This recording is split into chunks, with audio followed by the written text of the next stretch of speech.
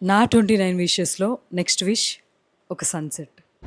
Sunset బాగుంది ఇక్కడ. ఎప్పుడు, ఎక్కడ, ఎలా ప్రేమలో పడిపోయానో తెలీదు కానీ సన్‌సెట్స్‌కి పడిపోయాను నేను.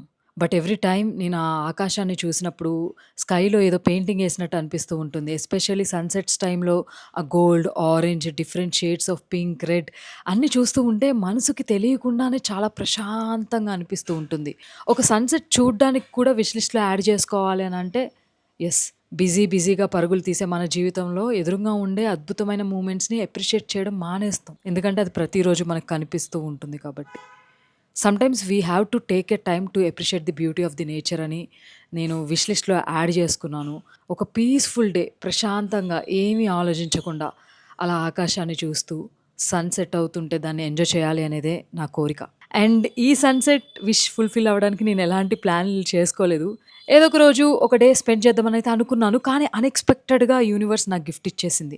మౌంటైన్స్, సన్‌సెట్ అవుతుంది. డిఫరెంట్ కలర్స్, ఒక బ్యూటిఫుల్ జర్నీ, వ్యూస్ నిమిషం నిమిషానికి మారిపోతుంది.